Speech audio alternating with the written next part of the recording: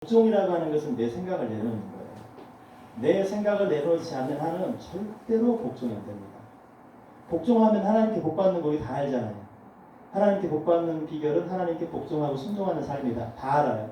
아는데 왜 안 되느냐? 내 생각에 사로잡혀 있기 때문에 복종이 안 돼요. 우리가 하나님을 나의 구주로 고백하고 나의 주인으로 고백하잖아요. 그죠? 하나님은 나의 주, 나의 하나님이시여. 나의 주라는 말은 나의 주인 되신다는 말이거든요. 근데 나의 주인 되신다라고 고백하는 그분께 내가 복종을 못하는 이유는 내 생각 때문에 그래요. 오늘 제목이 뭡니까? 오늘 설교 제목이 뭐예요? 네, 내 생각에 한정을 주시나요? 우리가 하나님 앞에 복종하기를 원하는 마음이 있지만 안 되는 이유는 내 생각이라고 하는 걸림돌, 이것이 나로 하여금 하나님을 복종하지 못하게 만든다. 이런 판단을 결국 하게 됩니다.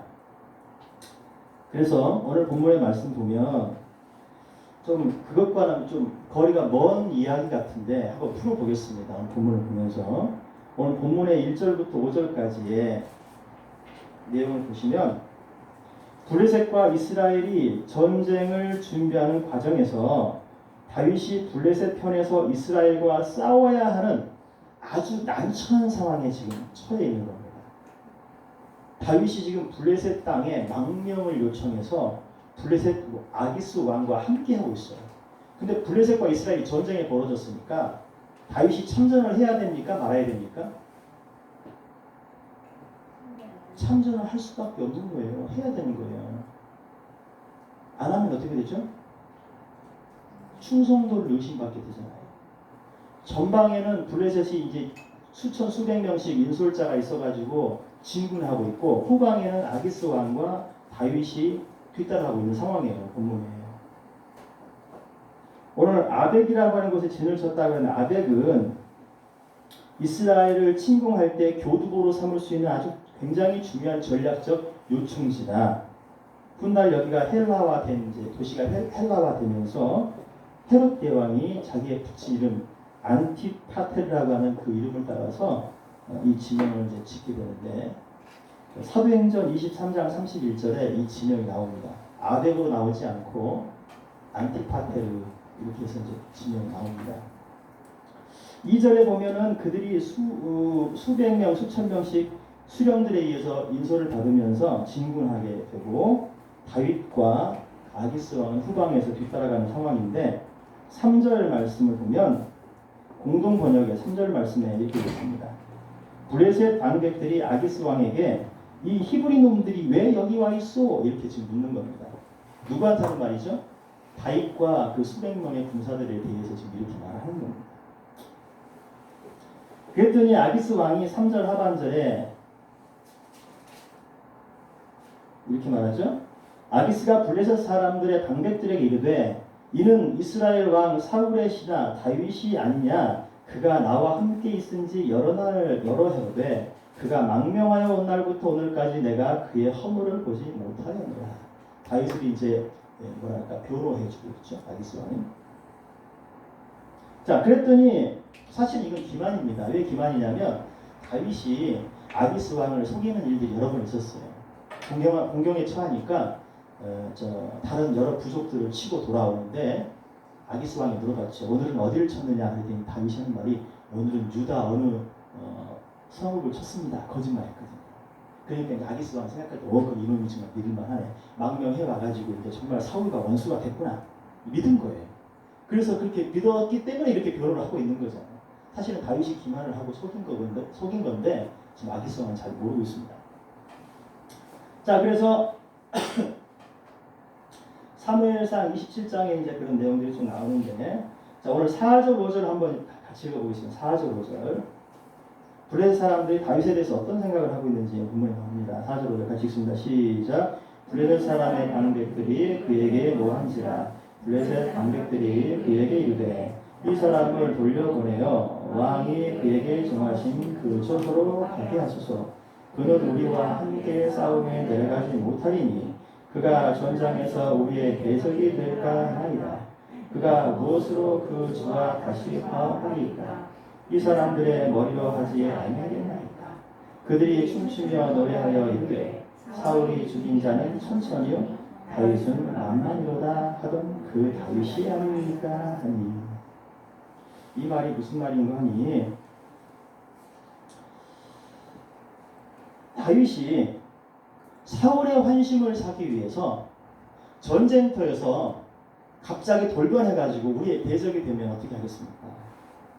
그리고 다윗이 그동안 사울이 계속 다윗을 죽이려고 했잖아요.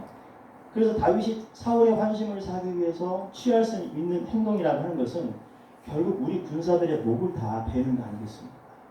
근데 어떻게 저런 걸 같이 데려갑니까? 그러니까 원래 있던 아기스 왕, 당신이 원래 그 시글락이라고 하는 그 처소를 사람들한테 할당해줬으니까 그곳으로 가게 하라 이 말이에요.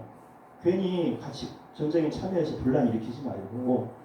자, 그래서 이제 이렇게 상황이 이렇게 되니까 아기스가 다윗을 설득하죠.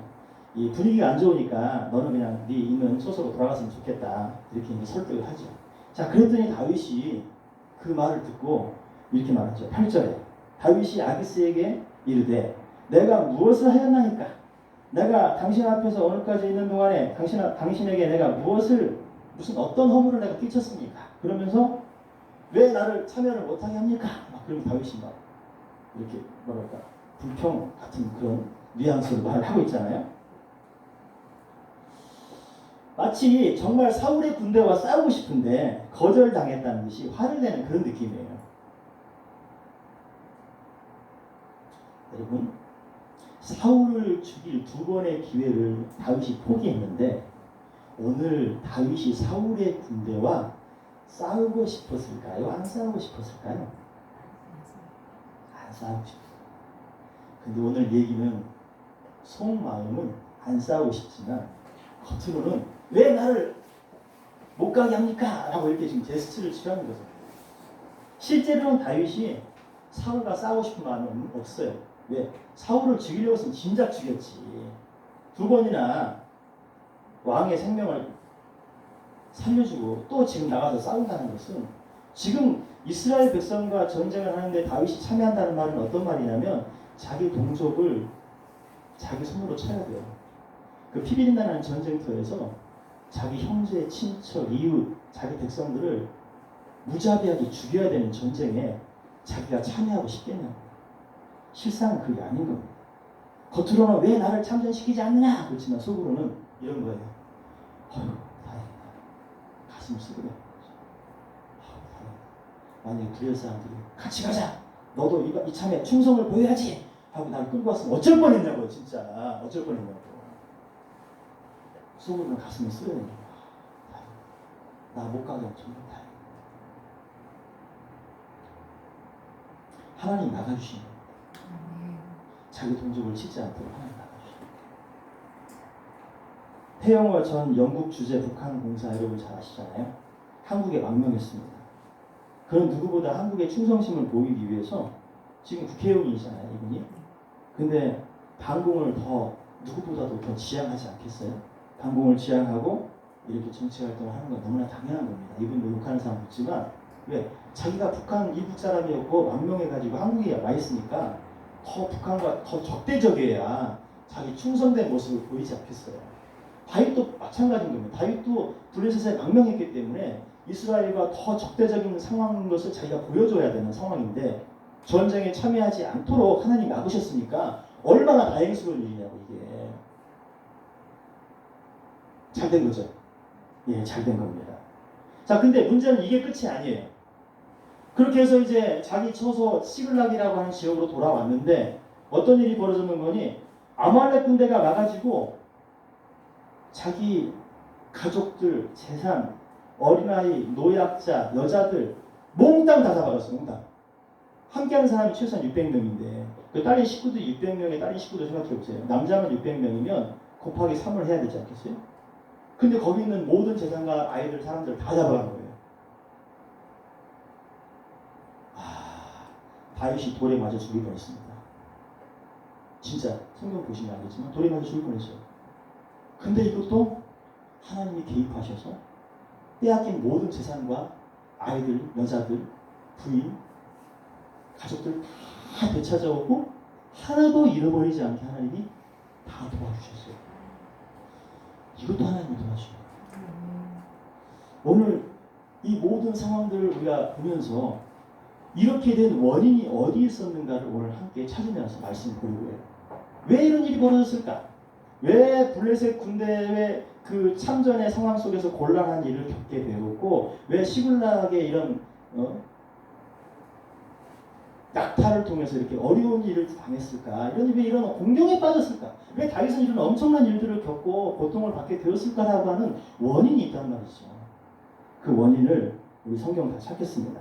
사무엘상 27장 1절이죠.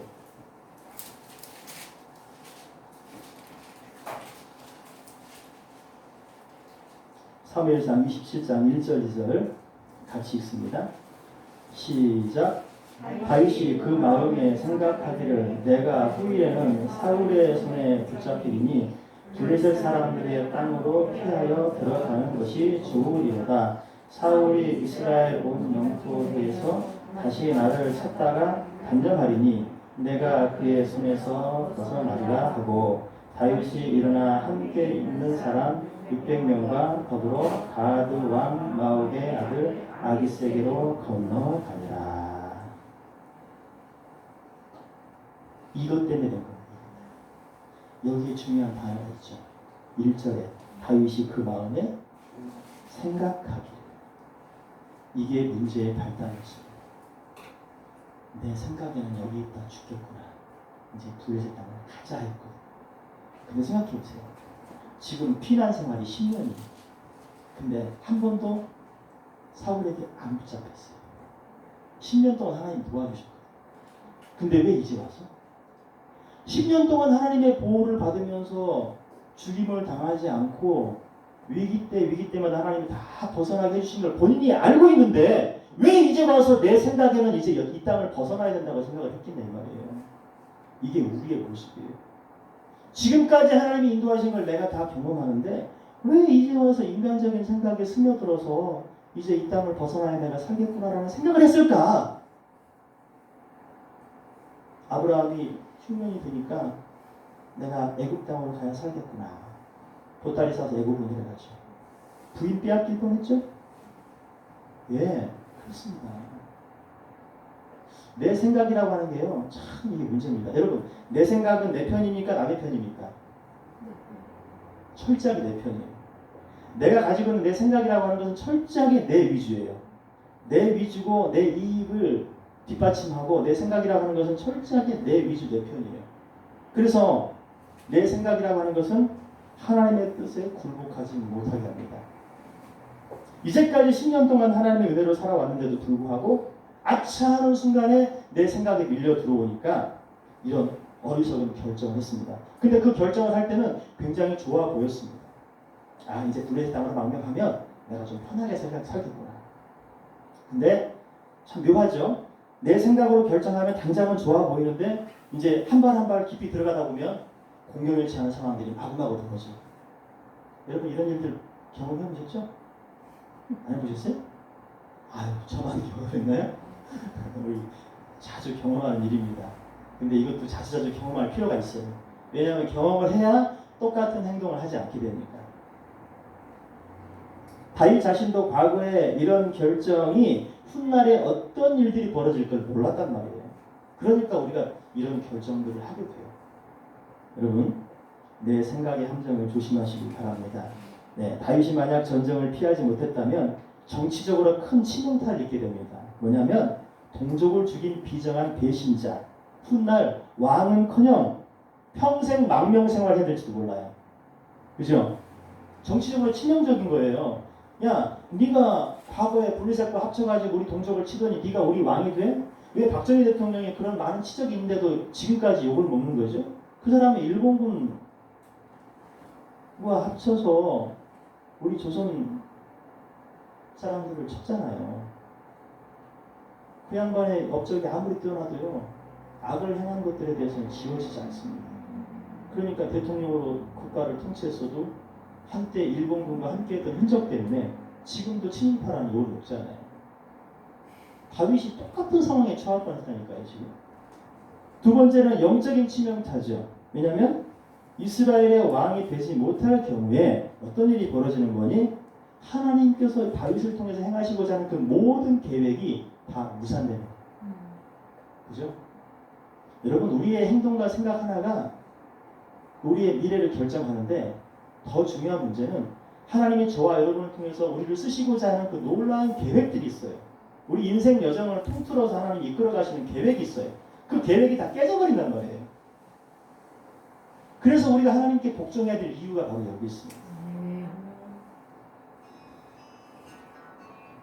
중요한 것은 하나님의 뜻은 다윗이 블레셋과 함께 사울의 군대와 싸우는 것이 아니었기 때문에 하나님이 철저하게 다윗을 막아주셔서 전쟁에 불참하도록 이끄셨다 하는 겁니다.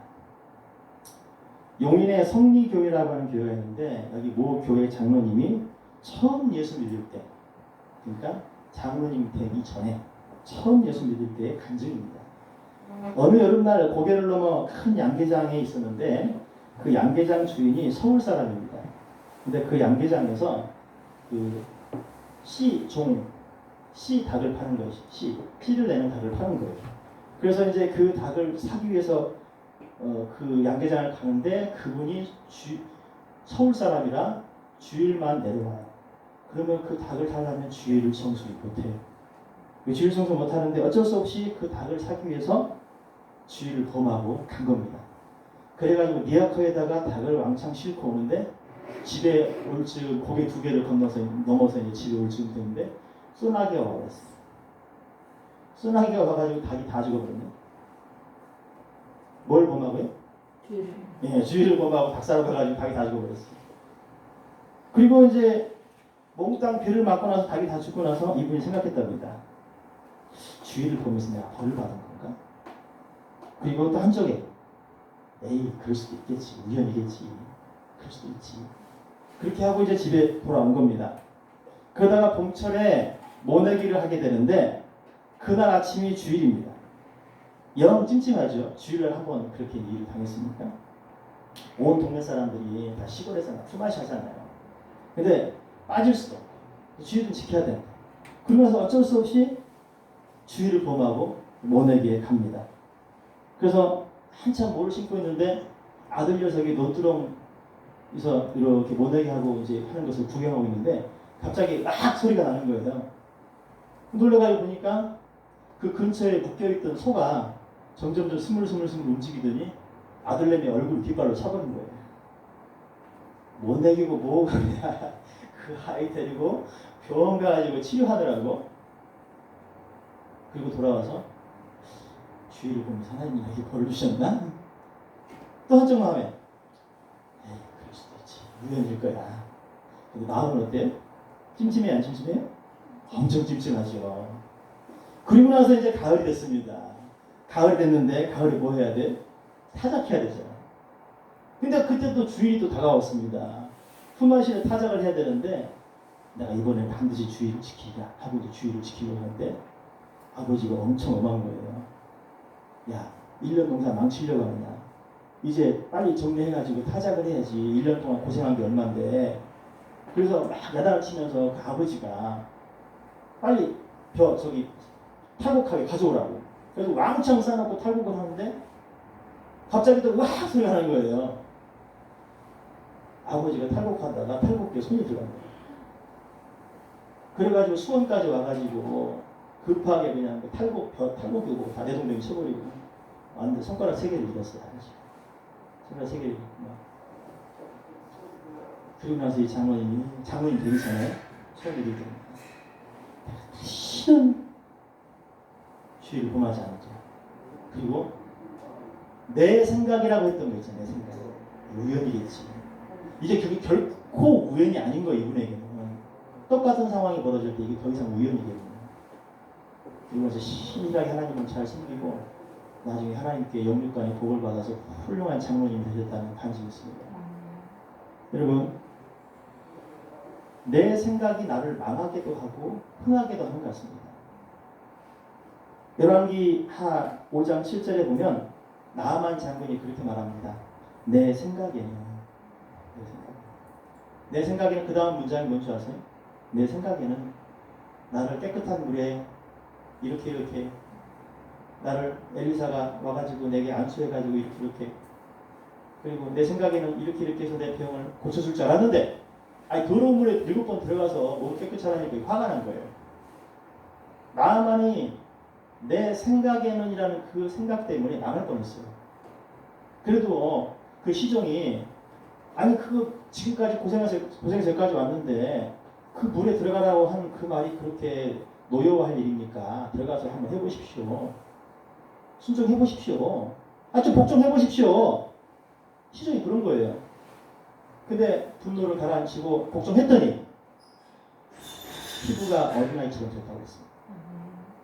내 생각 때문에 망할 뻔했다니까요. 그런데 베드로가 누가복음 5장 5절에 보면 베드로가 이렇게 말하죠. 내가 밤이 맞도록 수고하고 했지만 잡은 것이 없지만 이 말을 하거든요. 이 말이 무슨 말일까요? 내가 밤새도록 수고해서 얻은 것이 없지만은 이 말은 내 경험치로는 지금 물고기 못 잡는 걸 내가 알지만은 이런 말이에요. 왜? 밤새도록 수고해서 고기를 못 잡은 사람이 나를 헌해져가지고 고기 잡을 수 있나요? 못 잡아요. 근데 예수님이 말씀하실 때 베드로가 그렇게 말하거든요. 내가 밤이 맞도록 수고해서 애썼지만 그럼에도 불구하고 잡은 것이 없지만은 그 말은 내 경험치로는 지금 나간다고 해서 고기를 잡을 수 없는 건 내가 알지만은 그 다음 문장이 뭐냐면 내가 말씀을 의지하여 그물을 내리겠나이다 이렇게 말합니다.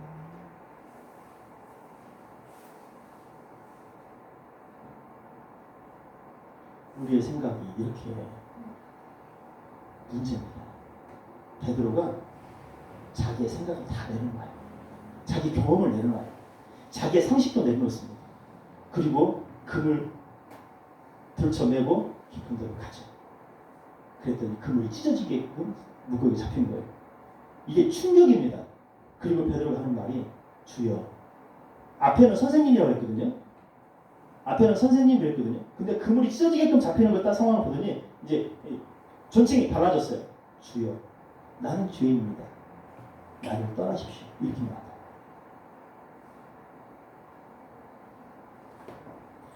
사무엘상 15장 23절에 하나님이 사울에 대해서 이렇게 말합니다. 자기의 생각에 사로잡혀서 불순종하는 사울에게 하나님께서 뭐라고 말씀하시냐면 거역하는 것은 점치는 죄와 같다. 사울에 대해서 하는 말은 사울이 항상 자기중심적 아니겠어요? 자기 생각으로 하나님의 뜻을 거역했던 사람입니다. 그렇게 일관되게 불순종하고 거역하는 그자에게 하나님 하시는 말씀이 거역하는 것은 점치는 죄와 같고 완고한 것은 죽은 우상에게 전하는 것과 같다. 이렇게 말했습니다. 여러분 오늘 우리가 앉아있다고 해서 하나님께 다 순종하는 게 아닙니다. 우리가 착각하면 안 되는 게 오늘 예배를 드리고 있다고 해서 우리가 하나님께 순종이 결정된 게 아니에요. 오늘 이 시간에 1시간 예배를 듣고 여러분 말씀을 듣는다고 해서 순종이 되는 게 아니라니까요. 벌써 이 말씀을 들으면서도 여러분이 순종해야 될 문제와 순종하지 말아야 될 문제를 이미 정해놓고 있습니다. 그래서 어느 부분은 나는 순종하지만 어느 부분은 못해 라고 이미 선을 그어놓고 있어요. 그리고 여러분 또 집에 가시면 여러분 이미 정해놓은 그 선에서 일정 부분에서 순종을 하고 일정 부분에서 순종하지 않을 겁니다. 그래서 우리가 안 변하는 겁니다. 왜? 순종의 문제를 내가 이미 다 정해놓고 있기 때문에 울타리를 다 쳐놨어요. 하나님 여기까지는 타치하지 마십시오. 여기는 내가 알아서 할 거니까. 사사시대 이스라엘 백성들이 겪은 불행의 원인은 딱 하나입니다. 자기의 옳은 소견대로 행하였다. 자기 생각대로 한 겁니다. 자기 생각. 자기들 마음대로 한 거예요. 지난주에 제가 신념과 신앙에 대해서 말씀을 드렸습니다. 신념이라고 하는 것은 이렇게 하면 되겠지. 내 믿음이에요. 내가 이렇게 하면 되겠지. 내 생각이죠.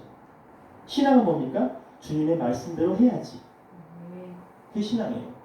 주님의 말씀을 믿고 해야지, 말씀대로 살아야지라고 하는 것은 신앙이고, 내가 이렇게 하면 되겠지라고 믿고 하는 것은 신념이죠. 내 믿음이죠. 신앙과 신념을 여러분 혼돈하지 마시기 바랍니다. 그래서 우리는 항상 내 생각의 함정을 조심해야 되는데 잠언 16장 25절 어떤 길은 사람의 보기에 바르나 필경은 상하니라.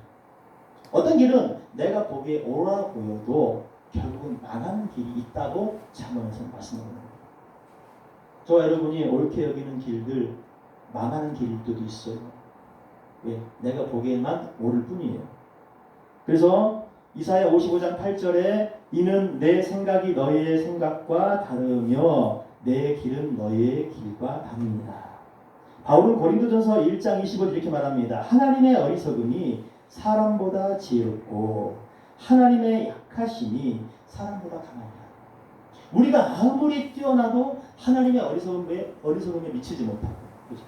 하나님의 아무리 약하심도 우리의 아무리 강함보다도 더 세세요. 내 생각이 아무리 좋아 보여도 하나님의 어리석음에 비교한다면 못 미칩니다. 그래서 하나님의 뜻을 찾기 위해서 뭘 해야 되느냐? 좀 더 얘기해 보겠습니다. 기도하는 거예요. 네. 그럼 어떻게 해야 되나요? 내 생각을 내가 내려놓고 하나님의 뜻을 찾으려면 어떻게 해야 되나요? 기도하는 것밖에 없어요. 그래서 기도 안 하면 항상 내 생각인 겁니다. 죄송합니다. 기도를 여러분에게 율법적으로 기도해야 됩니다. 저 이런 말 하고 싶지도 않아요, 사실은. 왜? 하도 많이 듣는 얘기니까. 여러분에게 기도해야 됩니다, 말아야 됩니다. 이거는 그냥 하나의 원론적인 얘기고, 진짜 하나님의 뜻을 찾기 위해서는 엎드려 기도할 수밖에 없는 거예요. 왜? 통로가 거기밖에 없으니까. 통로가 거기밖에 없어요. 하나님의 뜻을 알 수 있는 통로는 기도하는 것밖에 없어요. 기도를 안 하면 내 생각이 나를 지배하고 내 생각대로 내가 모든 걸 결정하게 돼 있어요. 그러면 기도하지 않는다 그 말은 무슨 말이냐면 내 생각대로 산다 그 말이에요. 그러니 뭐가 되겠냐고요. 그래서 기도 안 하는 분에게는 저도 말할 수가 없어요. 왜? 말해봤자 그것이 시험이 될 거니까. 여러분이 정말 하나님의 뜻을 알기 원한다면 엎드리십시오. 기도하십시오. 기도 안 하면 그 누구도 기도 안 하는 목사가 설교할 수 있습니까? 기도 안 하는 목사님 설교 못합니다. 왜? 자기 얘기하겠죠. 성도가 기도 안 하면 하나님 뜻을 알겠습니까? 절대 알 수 없어요. 기도할 때 내 생각을 꺾을 수가 있단 말이에요. 하나님한테 그래서 바울은 말했잖아요. 네 생각을 하나님께 복종시키라. 그 기도밖에 없습니다. 기도라고 하는 중요한 무기를 주셨는데 그 기도가 그냥 단순한 기도가 아니라 끈질긴 기도예요. 하나님의 뜻을 알기 위한 끈질긴 기도 속에서 내 생각과 하나님의 뜻을 골라내야 돼요. 이 곡식을 이렇게 막 퀴즈할 때 안에 돌멩이도 있고 막 그러잖아요. 별것과 돌멩이 막 쭉쟁이 있잖아요. 그럼 골라내야 되지 않겠어요? 처음에는 막 내 생각인 줄 알고 밀어붙였어요. 하나님의 뜻이 되기 원합니다. 막 기도했어요. 근데 퀴즈를 계속 해보세요. 계속 기도의 퀴즈를 하다 보면은 내 생각인지 하나님의 뜻인지가 이제 점점 분리가 돼요. 그리고 그 많던 기도의 제목들이 하나로 집합되면서 굉장히 단순화됩니다. 단순화되고 그렇게 정신없던 그 많은 기도의 제목들을 다 버리게 돼요. 다 버리게 되고 진짜 하나님의 뜻과 내 생각 사이에서 갈등하는 것들에 대해서 하나님이 명확하게 보게 해주세요. 그리고 끈질긴 기도를 하다 보면은 하나님의 뜻이냐 아니냐의 문제에 대해서 하나님이 분별하게 해주세요. 그리고 하나님의 뜻이라고 판단되는 것에 관해서는 하나님이 평강을 주십니다. 너 한번 해봐라. 내가 도와줄게. 그 마음이 와요. 그때까지 가는 거예요. 기도를 그렇게 해야 됩니다. 근데 기도를 한다는 게 하나님의 뜻인지 내 뜻인지 이 혼돈 상태에서 기도를 끝내버리고 가잖아요. 그러면 기도를 하는 게 아니에요. 그냥 앉아있는 거지. 왜 우리가 기도를 깊게 끈질기게 해야 되냐면 내 뜻인지 하나님 뜻인지를 검증해내야 되기 때문에 검증해내야 돼요. 우리의 기도 제목 속에서 하나님의 뜻을 하나님의 뜻이라고 밀어붙이면서 그렇게 기도하는 것 중에서 내 생각이 함께 섞여 있는 것들이 되게 많아요. 여러분, 하나님의 뜻을 우리가 발견해야 우리가 성공하고 평통한 신앙생활 할 수 있습니다. 그래서 제가 지난번에 그런 얘기 했죠. 기도하지 않고서 말을 많이 하시지 말라. 기도 안 하면요, 자꾸 내 생각이 튀어나오는데 기도 안 하고 말을 많이 하면 자꾸 내 얘기만 하게 돼요. 그러면 실수하게 돼요. 그래서 기도 생활이 안 될 때는요, 여러분 가급적이면 침묵하십시오. 침묵하시고 어떤 일을 결정하실 때 하나님, 내가 기도를 많이 못했지만 주님의 뜻을 따라가기를 원합니다. 나에게 분별력을 주십시오. 오늘 결정하는 문제에 실수하지 않게 해주십시오. 행여 누군가와 어떤 문제를 계약할 때 어리석은 결정하지 않게 해주십시오. 나를 속이는 자를 내가 피할 수 있게 해주십시오. 이렇게 기도를 하셔야 돼요. 그랬을 때 우리의 가는 길이 형통하지 않겠어요? 네. 기도만이 주님 뜻을 아는 비결인 것을 여러분 믿으시기를 바랍니다. 그럴 때 우리가 곤란한 상황들을 피해갈 수 있습니다. 어느 날 두 집사님이 겨울 낚시를 갔답니다. 한 분은 나 집사님이고 한 분은 제 집사님인데 이름도 이상하죠. 지어낸 얘기인지 실제인지는 모르겠습니다만 이 두 집사님이 새벽에 한 새벽 기도를 하고 새벽 기도를 참석하고 하나님께 그날 기도했답니다. 하나님, 오늘 낚시하러 가는데 고기를 많이 잡게 해주세요. 두 분이 그래서 기도하고 낚시터로 출발했습니다. 빙판에 자리를 잡고 구멍을 뚫고 낚시를 하려고 하는데 구멍을 뚫는 순간에 지나가는 사람이 소리를 칩니다. 여기는 고기가 없으니 딴 데로 가시오 하고 소리를 친 거예요. 근데 그렇게 지나가는 사람이 그렇게 외칠 때에 제 집사 이름이 성이 제시라는 사람이나요? 제 집사님이 아무래도 하나님의 음성인 것 같다. 자리를 옮겨야 되겠다 하고 제 집사님은 자리를 옮겼어요. 나 집사님은 에이, 지나가는 사람 당신이 하나님이요. 그러니까 나는 하나님이 아니요. 난 여기서 하겠어. 그래가지고 나 집사님은 거기서 그 자리에서 낚시하고 제 집사님 자리를 옮겼어요. 어떻게 됐을까요? 자리를 옮긴 제 집사님은 고기를 많이 잡았어요. 하나님 음성을 알고. 근데 고집 부린 나 집사님은 고기가 한 마리도 안 나와. 나중에 진상을 보니까 물을 채워가지고 스케이트장으로 만들어놓은 자리에서 구멍 뚫고 낚시하고 있었던 거예요. 스케이트장에서 물고기 나오겠어요? 그 지나간 사람은 스케이트장 주위 저쪽 가서 낚시하라고.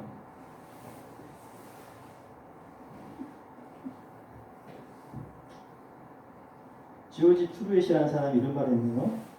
인간이 가질 수 있는 가장 위대한 지식은 하나님의 뜻을 아는 것이며 인간이 행할 수 있는 가장 위대한 업적은 하나님의 뜻을 행하는 것이다. 네. 하나님의 뜻을 구하는 삶은 비록 역경이 있다 할지라도 영원한 행복과 풍요로움이 보장된다. 이런 거죠. 주님의 뜻을 붙잡고 평탄한 삶이 있기를 바랍니다. 아멘. 기도하겠습니다.